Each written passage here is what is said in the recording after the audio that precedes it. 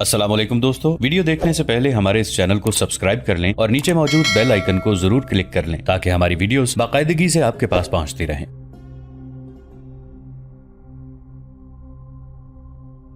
मुताद्दिद अफराद ने नबूवत का दावा किया था। इनमें तुलैहा बिन खवैलद असदी भी था। चूंकि वो अपने कबीले का सरदार भी था, इसलिए तमाम कबीला उसके कहने पर इस्लाम से मुनहरिफ हो गया था। यह कबीला इतना बड़ा था कि उसने 2-3 और कबीलों को साथ मिलाकर मुसलमानों के खिलाफ एक फौज की सूरत इख्तियार कर ली थी। खलीफा अव्वल हजरत अबू बकर सिद्दीक रज़ी अल्लाह अन्हु के हुक्म से मुर्तदीन के खिलाफ लड़ाइयों का सिलसिला शुरू हुआ तो उनमें से एक लड़ाई जंगे बुराखा के नाम से मशहूर हुई, जो हजरत खालिद रज़ी अल्लाह अन्हु बिन वलीद ने तुलैहा के खिलाफ लड़ी थी। तुलैहा ने बहुत बुरी शिकस्त खाई थी और गिरफ्तार भी हो गया था। आगे चलकर तुलैहा ने सच्चे दिल से इस्लाम कबूल कर लिया था। इस लड़ाई से कुछ दिन पहले तुलैहा ने इर्तदाद के सिलसिले में अक्काशा बिन महसन को कत्ल कर दिया था। यह कत्ल बहुत मशहूर हुआ था। अब नजफ के करीब तुलैहा वापस आने से इनकार कर रहा था तो एक मुजाहिद ने उसे इस कत्ल का ताना दे दिया। कोई मुजाहिद ये नहीं मान सकता था कि तुलैहा किसी नेक मकसद के लिए पीछे रुक रहा है। उसने पहले इस्लाम कबूल किया, फिर मुर्तद हो गया, बल्कि मुर्तदीन का लीडर बनकर मुसलमानों के खिलाफ लड़ा और शिकस्त हुई तो फिर मुसलमान हो गया। और अब उसके साथी उसकी नीयत पर बजा तौर पर शक कर रहे थे। उसने वापस जाने से साफ इनकार कर दिया। उसके साथी वापस चले गए और अपने सिपा सालार साद रज़ी अल्लाह अन्हु बिन अबी वक़ास को बताया कि तुलैहा वापस नहीं आ रहा, अल्लाह उसे सीधा रास्ता दिखाए। साद रज़ी अल्लाह अन्हु ने कहा और आह भरकर खामोश हो गए। रात का वक्त था। रुस्तम के कैंप में मौत का सुकूत था। चूंकि मुसलमानों की छापामार टोलियां फैली हुई थीं, इसलिए यह खतरा महसूस किया जा रहा था कि मुसलमान खैमागाह के किसी न किसी गोशे पर शब खून मारेंगे। इस खतरे के पेश नजर रुस्तम ने हुक्म दिया कि संतरी बेदार और होशियार रहें और घोड़े एक जगह बांधें। हर सवार अपना घोड़ा अपने साथ रखे और घोड़े के करीब सोए। रात के सन्नाटे में फारसियों के कैंप के इर्द गिर्द टहलते हुए संतरियों के कदमों की धीमी धीमी चाप सुनाई देती थी और कहीं 2 संतरी आपस में बातें करते सुनाई देते थे। रात तारीक थी। एक साया कैंप से कुछ दूर एक दरख्त की ओट से निकला और आहिस्ता आहिस्ता कैंप की तरफ बढ़ने लगा। वो कोई आदमी था। रात की तारीकी के अलावा वहां सब्जा, ऊंची घास, खुदरू पौधे और दरख्त इतने ज्यादा थे कि यह साया किसी को नजर नहीं आ सकता था। वो दबे पांव बढ़ता चला गया। 2 संतरी आ रहे थे। उनके कदमों की चाप और बातें सुनाई दे रही थी। ये आदमी दरख्त की ओट में बैठ गया। संतरी आगे निकल गए तो वो उठा और झुककर आगे बढ़ा। तारीकी में उसे घोड़ों के ह्योले नजर आने लगे। शायद ये जगह या ये घोड़े उसे अच्छे नहीं लगे थे या वो किसी मखसूस शिकार पर आया था। वो वहां से एक तरफ चल पड़ा। आगे से 2 संतरी आ रहे थे। वो घास में लेट गया। संतरी उससे सिर्फ एक कदम दूर से आहिस्ता आहिस्ता चलते गुजर गए। वो फिर रुकू की हालत में चलने लगा और बहुत सा चलकर रुक गया। उसे एक छोटा सा खैमा दिखाई दिया जो उससे दूर नहीं था। ऐसे छोटे खैमे रूमी और फारसी फौजी अफसरों के होते थे। उस खैमे के साथ 2 घोड़े बंधे हुए थे और एक आदमी उन घोड़ों के करीब जमीन पर बिस्तर डालकर सोया हुआ था। वो वहीं छुप गया। 2 और संतरी आ रहे थे। वो उस वक्त उठा जब संतरी दूर चले गए। यह खैमा फौज से जरा हटकर था। इस शख्स ने नयाम से तलवार निकाली और घोड़ों के पास जाकर एक घोड़ा खोला, फिर दूसरा भी खोल लिया। खैमे के करीब सोए हुए आदमी की आंख खुल गई। उसने देखा कि किसी ने घोड़े खोल लिए हैं तो वो तलवार निकालकर उठा। वो शख्स दोनों घोड़ों के गलों में पड़ी हुई रस्सियां पकड़कर चल पड़ा। फारसी फौजी ने उसे ललकारा और उसके पीछे भागा।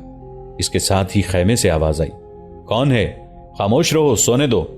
ये कोई अफसर ही हो सकता था। कोई आदमी घोड़े खोल कर ले जा रहा है, बाहर वाले फारसी ने कहा और दौड़कर घोड़े ले जाने वाले तक गया। घोड़े ले जाने वाला दौड़ पड़ा, लेकिन फारसी ने उसे दूर न जाने दिया। घोड़े लेकर भागने वाले ने घोड़ों की रस्सियां न छोड़ी और तलवार से फारसी का मुकाबला किया।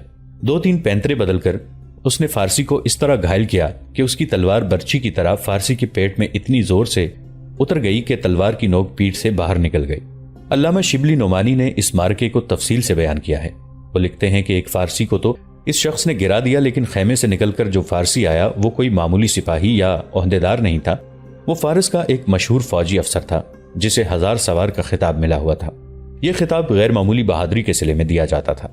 इसका मतलब यह था कि यह शख्स 1000 सवारों के बराबर है, यानी ये अकेला 1000 सवारों का मुकाबला करने की जुर्रत का मालिक है। अल्लामा शिबली नुमानी ने इसका नाम नहीं लिखा। उसके हाथ में बर्ची थी। कैंप से कुछ और दूर चला गया था। 1000 सवार ने उसे दूर न जाने दिया। वो शख्स भी रुक गया और तलवार और बर्ची का मुकाबला शुरू हो गया। 1000 सवार ने बर्ची के जितने वार भी किए وہ تلوار والے نے ادھر ادھر ہو کر بیکار کر دیے، یہاں تک کہ تلوار والا شاید زمین ناہموار ہونے کی وجہ سے گر پڑا اور وہ پیٹھ کے بل ہو گیا۔ ہزار سوار نے اوپر سے برچی ماری جو گرے ہوئے شخص کے سینے یا پیٹ میں اتر جانی تھی، لیکن وہ حیران کن پھرتی سے ایک طرف لڑک گیا۔ برچی کا وار بہت ہی زوردار تھا، وہ شخص ایک طرف ہو گیا تو برچی زمین میں اتر گئی۔ ہزار سوار اپنے جسم کو قابو اور توازن میں نہ رکھ سکا اور آگے کو گرنے لگا۔ گرے ہوئے شخص نے لیٹے لیٹے تلوار کا وار برچی کی طرح کیا اور تلوار ہزار سوار کے پہلو میں اتر گئی۔ اس کے ہاتھ برچی سے ہٹ گئے۔ تلوار والا گیند کی طرح اچھل کر اٹھا، زمین میں اتری ہوئی برچی نکالی، ہزار سوار گر پڑا تھا۔ تلوار والے نے برچی ہزار سوار کے سینے میں اتار دی اور برچی اس کے سینے میں ہی رہنے دی۔ محمد حسنین ہیکل نے بھی یہ واقعہ 3 مسلمان اور ایک یورپی مورخ کے حوالوں سے تفصیل سے لکھا ہے۔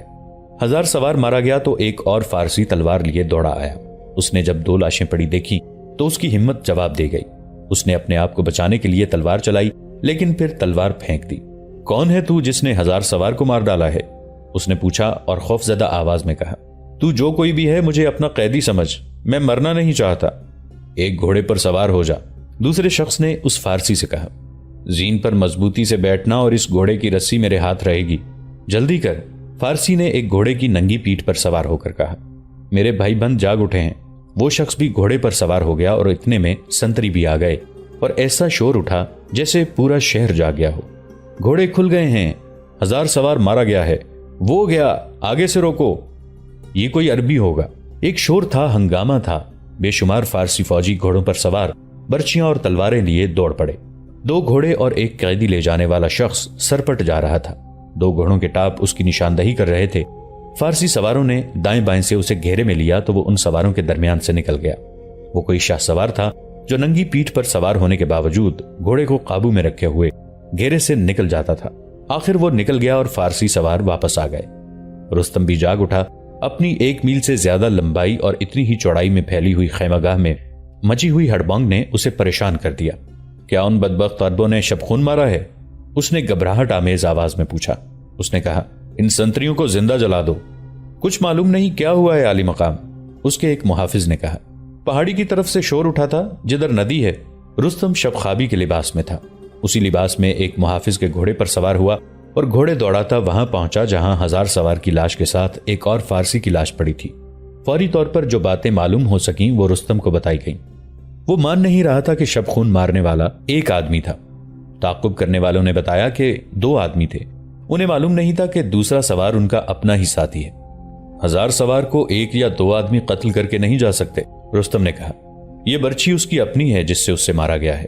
اگر قاتل اکیلا تھا یا 2 تھے تو وہ انسان نہیں ہو سکتے، جن یا بھوت ہوں گے۔ ہزار سوار کے ساتھ جو آدمی مارا گیا تھا وہ اس کا محافظ تھا۔ اس کے 2 محافظ تھے جو اس کے خیمے کے باہر سوتے تھے۔ رستم نے پوچھا کہ دوسرا محافظ کہاں ہے؟ پتہ چلا کہ وہ لاپتہ ہے۔ رستم حیرت زدگی کے عالم میں وہاں سے چلا گیا۔ اس پر خاموشی طاری ہو گئی تھی۔ مسلمانوں کے پڑاؤ میں فجر کی اذان کی مقدس صدا ابھرنے اور فارس کی فضا کی لہروں میں ارتعاش پیدا کرنے لگی۔ سحر کے سناٹے میں اذان دور دور تک سنائی دے رہی تھی۔ سلمہ، سعد رضی اللہ عنہ بن ابی وقاص نے اپنی بیوی سے کہا، رات بھر طلیحہ میرے دماغ پر سوار رہا ہے۔ وہ ایسا تو نہ تھا، وہ تو بہت ہی دلیر تھا، چٹانوں سے ٹکرا جایا کرتا تھا۔ میں نے رات اسے خواب میں بھی دیکھا ہے۔ مجھے یقین نہیں آتا کہ وہ ہمیں دھوکہ دے گیا ہے۔ وہ دھوکہ نہ دے جاتا تو کسی لڑائی میں شہید بھی ہو سکتا تھا۔ سلمہ نے کہا، وہ نہ رہا تو کیا ہم واپس مدینہ چلے جائیں گے؟ مسنہ نہیں رہا تو کیا اسلام آگے بڑھنے سے رک جائے گا؟ خواب دیکھنا چھوڑ دیں ابی وقاص، وہ جو ہم سے جدا ہو گئے ہیں انہیں خوابوں میں بھی نہ دیکھا کریں۔ جائیں، جا کر نماز ادا کریں۔ سعد رضی اللہ عنہ نے جا کر باجماعت نماز پڑھی۔ نماز اور دعا کے بعد کسی سالار نے طلیحہ کا ذکر چھیڑ دیا۔ طلیحہ کا تفصیلی ذکر ہو چکا ہے۔ وہ کوئی عام سا آدمی ہوتا تو مجاہدین میں اس کا ذرا سا ذکر ہوتا، سالاروں کے حلقے میں تو اس کا ذرا سا بھی ذکر نہ ہوتا۔ صبح کی خاموش فضا میں گھوڑوں کے ٹاپ سنائی دینے لگے۔ پھر گھوڑے سرپٹ دوڑ پڑے۔ سب نے ادھر دیکھا، 2 گھوڑے دوڑے آ رہے تھے۔ دونوں پر سوار تھے اور گھوڑے زینوں کے بغیر تھے۔ طلیحہ، طلیحہ، مجاہدین چلانے لگے۔ سپہ سالار کہاں ہیں؟ طلیحہ نے قریب آ کر پوچھا۔ سعد رضی اللہ عنہ بن ابی وقاص مجاہدین کے ہجوم کو چیرتے ہوئے ان 2 گھوڑوں کی طرف گئے۔ طلیحہ گھوڑے سے کودا اور دوسرے لمحے وہ سعد رضی اللہ عنہ کے بازوؤں میں تھا۔ کہاں ہیں میرے وہ ساتھی جنہوں نے میری نیت پر شک کیا تھا؟ طلیحہ نے بلند آواز سے کہا، خدا کی قسم میں محمد صلی اللہ علیہ وآلہ وسلم کی مقدس روح کو دھوکہ نہیں دے سکتا۔ یہ دیکھو، رستم کے لشکر کے اندر جا کر 2 گھوڑے کھول کر اور 2 لشکریوں کو قتل کر کے ایک کو زندہ پکڑ لایا ہوں، اور یہ جنہیں قتل کر کے آیا ہے وہ معمولی سے سپاہی نہیں تھے۔ طلحہ کے قیدی نے کہا۔ یہ حقیقت اس قیدی سے معلوم ہوئی کہ طلحہ نے جن 2 آدمیوں کو ہلاک کیا ہے وہ دونوں فارس کی فوج کے سورمے تھے، اور ان میں ایک افسر تھا جسے 1000 سوار کا خطاب ملا ہوا تھا۔ طلحہ کو تو معلوم ہی نہیں تھا کہ اس کا مقابلہ کن کے ساتھ ہے۔ میرا مقابلہ پورے لشکر کے ساتھ تھا، طلحہ نے کہا۔ میں رستم کو صرف یہ بتانا چاہتا تھا کہ قادسیہ کے میدان میں ذرا سنبھل کر آنا۔ یہ تاریخی واقعہ اسی طرح انجام پذیر ہوا کہ جس طرح فارسی کو طلحہ قیدی بنا کر لے آیا تھا، اس نے اسلام قبول کر لیا۔ یہ ایسے نہیں ہوا تھا کہ اس نے خوفزدہ ہو کر فوراً اسلام قبول کر لیا ہو۔ ایک تو وہ طلحہ کی غیر معمولی جرت سے متاثر ہوا، اور پھر وہ مسلمانوں کے حسن سلوک سے اور زیادہ متاثر ہوا۔ ان میں ادنا اور اعلیٰ کی تمیز تھی ہی نہیں۔ تاریخ میں اس فارسی کا نام نہیں ملتا۔ بلازری نے لکھا ہے کہ اس فارسی نے کہا تھا کہ جن 2 آدمیوں کو طلحہ ہلاک کر کے آیا ہے وہ دونوں اس کے چچا زاد بھائی تھے۔ اس کے باوجود وہ طلحہ کی بہادری اور مسلمانوں کے باہمی پیار سے اتنا متاثر ہوا کہ وہ بخوشی مسلمان ہو گیا۔ اس کا اسلامی نام تاریخ میں موجود ہے۔ سعد رضی اللہ عنہ بن ابی وقاص نے اس کا نام مسلم رکھا تھا۔ مسلم، سعد رضی اللہ عنہ بن ابی وقاص نے اسے اپنے خیمے میں لے جا کر پوچھا، میں تمہیں مجبور نہیں کروں گا، تمہیں کوئی لالچ نہیں دوں گا اور تم پر تشدد نہیں کروں گا۔ کیا تم اپنی فوج کے متعلق کوئی ایسی بات بتا سکتے ہو جو ہمارے کام آئے؟ اپنے متعلق 2 باتیں بتا لوں، مسلم نے کہا۔ یہ میرے دل کی آواز تھی کہ میں مسلمان ہو جاؤں، اور وہ میں ہو گیا۔ دوسری بات یہ ہے کہ میں اس خاندان سے تعلق رکھتا ہوں جو شاہی اور فوج کے بالائی حلقوں میں عزت و احترام کی نگاہ سے دیکھا جاتا ہے۔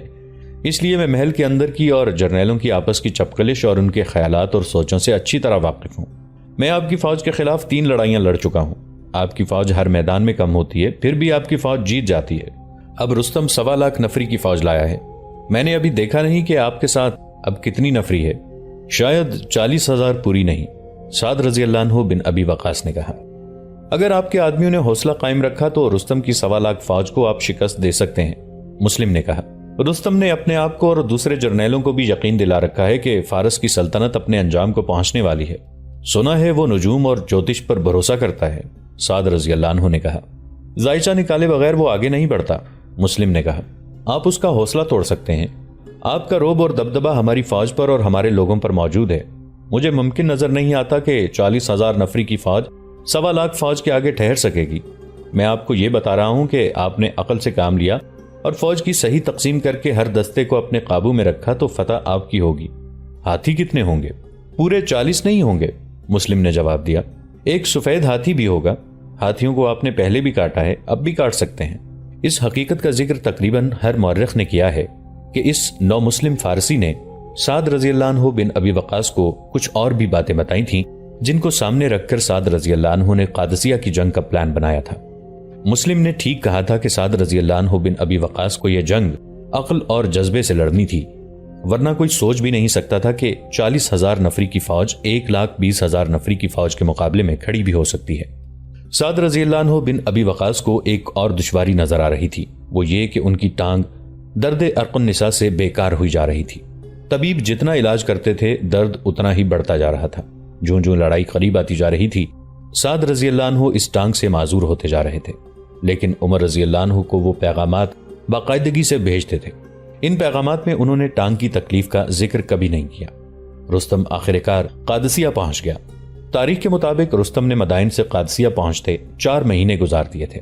مدائن سے قادسیہ تک فاصلہ صرف 35-36 میل تھا۔ اس سے ظاہر ہوتا ہے کہ وہ لڑنے سے گریز کر رہا تھا۔ اس نے اپنے جرنیلوں کو بھی کسی حد تک اپنا ہم خیال بنا لیا تھا، لیکن طلحہ ان کے 2 گھوڑے کھول کر اور ان کے 1000 سوار اور ایسے ہی ایک اور سورما کو قتل کر کے اور ایک سورما کو زندہ لے گیا تو جرنیلوں نے رستم پر دباؤ ڈالنا شروع کر دیا کہ لڑائی ٹالتے چلے جانے سے مسلمان اتنے دلیر ہو گئے ہیں کہ ان کی بستیوں کو لوٹتے پھرتے ہیں اور خیمہ گاہ کے اندر آ کر گھوڑے کھول کر لے گئے ہیں، اس لیے اب آگے بڑھ کر مسلمانوں کو للکارنا پڑے گا۔ رستم آخر کار قادسیہ آ گیا۔ سعد رضی اللہ عنہ بن ابی وقاص اپنے لشکر کے ساتھ وہاں پہنچ چکے تھے۔ رستم نے اپنی 1,20,000 فوج کو جنگی ترتیب میں کر دیا، لیکن ابھی اس کا ارادہ لڑنے کا نہیں تھا۔ اپنی فوج کے آگے اس نے ہاتھیوں کو کھڑا کیا تھا۔ اس ترتیب میں فوج کو کھڑا کرنے کا مقصد مسلمانوں پر رعب طاری کرنا تھا، لیکن رستم نے اپنے جرنیلوں کو بلایا۔ میں جانتا ہوں کہ مجھ پر بزدلی کا الزام عائد کیا جا رہا ہے، رستم نے جرنیلوں سے کہا، اور میں یہ بھی جانتا ہوں کہ تم میں ایسے بھی ہیں جو میرے خیال کو اور میرے قیافے کو سمجھ گئے ہیں۔ میں آج تمہیں بتا دینا چاہتا ہوں کہ میں نے کیا سوچا ہے۔ میری یہ پیشن گوئی غلط نہیں ہو سکتی کہ سلطنت فارس پر بہت برے سائے پڑ گئے ہیں۔ میں اس انتظار میں لڑائی کو ٹالتا رہا ہوں کہ ہو سکتا ہے یہ سائے ہٹ جائیں۔ دوسری وجہ یہ تھی کہ میں اس امید پر مسلمانوں کو للکارنے سے گریز کرتا رہا ہوں کہ مسلمان خوراک کی قلت سے تنگ آ کر واپس چلے جائیں گے۔ وہ ہماری بستیوں کو لوٹتے رہے، لیکن میں نے جالینوس کو 40,000 فوج دے کر کہا تھا کہ اس فوج کو مختلف علاقوں میں پھیلا کر بستیوں کو تحفظ دیا جائے۔ اس کا خاطر خواہ اثر ہوا، مسلمانوں کے حملے بند ہو گئے۔ اب وہ لازماً اناج وغیرہ کی قلت محسوس کر رہے ہوں گے۔ اب میں مسلمانوں میں ایسا اختلاف پیدا کر دوں گا کہ وہ آپس میں لڑ پڑیں گے۔ میں ابھی لڑائی شروع نہیں کروں گا۔ میں مسلمانوں کو پیغام بھیجوں گا کہ میرے ساتھ صلح کی بات کریں۔ میں انہیں ایسے جھانسے دوں گا کہ وہ آپس میں بحث و مباحثے میں الجھ جائیں گے اور ان میں اختلاف پیدا ہو جائے گا۔ اس کے نتیجے میں لڑائی ملتوی ہوتی چلی جائے گی۔ ہم نے اپنی بستیوں کو محفوظ کر کے عربوں کے لیے رسد حاصل کرنے کے ذرائع بند کر دیے ہیں۔ یہ بدبخت بھوک سے پریشان ہو کر فارس سے نکل جائیں گے۔ ہم انہیں زندہ نہیں نکلنے دیں گے۔ عقب سے ان پر حملے کرتے رہیں گے۔ ہمارا کوئی حملہ آور دستہ جم کر نہیں لڑے گا، حملہ کرے گا اور جتنا نقصان کر سکتا ہے کر کے نکل جائے گا۔ میں تم سب کا تعاون چاہتا ہوں۔ تمام جرنیلوں نے اسے تعاون کا یقین دلایا۔ اگلی صبح سعد رضی اللہ عنہ بن ابی وقاص کو اطلاع دی گئی کہ رستم کا ایلچی آیا ہے۔ اسے سعد رضی اللہ عنہ نے خیمے میں بلا لیا، اپنے ماتحت سالاروں کو بھی طلب کیا اور مترجم کو بھی بلایا۔ مترجم کا نام ہلال ہجری تھا۔ وہ عرب و عجم کی زبانیں مہارت سے سمجھتا اور بولتا تھا۔ وہ مدینہ سے لشکر کے ساتھ آیا تھا۔ ایلچی جس انداز سے خیمے میں داخل ہوا اس میں رونت کی جھلک نمایاں تھی۔ اس کا لباس شاہانہ تھا۔ سر پر جو آہنی خود تھی وہ آئینے کی طرح چمک رہی تھی۔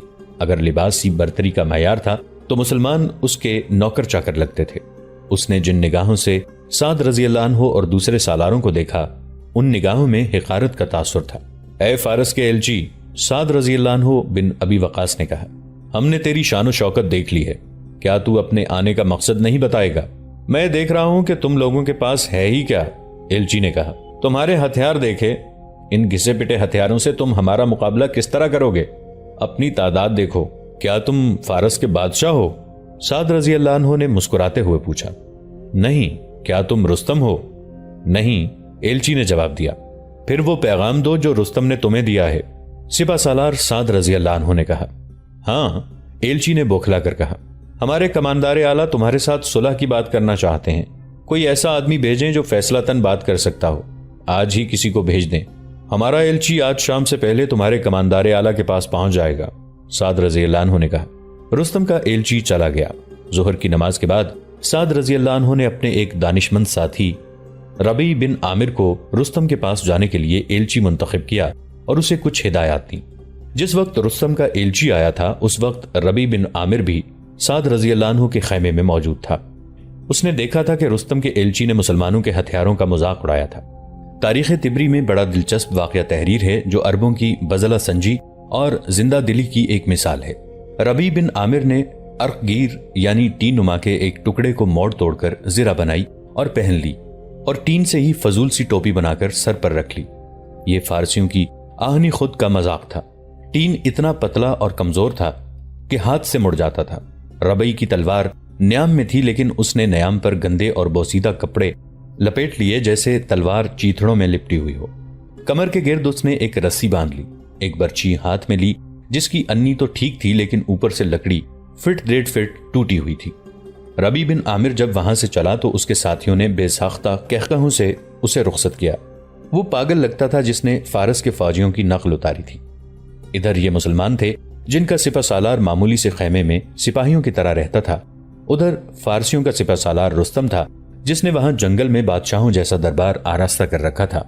طبری نے لکھا ہے کہ رستم کو چونکہ بتا دیا گیا تھا کہ آج مسلمانوں کا ایلچی آئے گا، اس لیے اس نے بڑی شان و شوکت اور جاہ و جلال کا اہتمام کر رکھا تھا۔ ایک بیش قیمت کپڑے کا وسیع و عریض شامیانہ تنا ہوا تھا جس میں شیشوں کے چھوٹے چھوٹے ٹکڑے اور رنگا رنگ قیمتی موتی سلے ہوئے تھے۔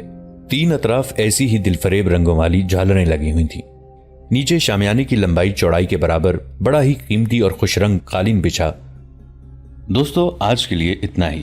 اسی کہانی کی اگلی قسط کے ساتھ بہت جلد حاضر ہوں گے۔ نیچے کامنٹ سیکشن میں اپنی رائے کا اظہار ضرور کیجیے گا۔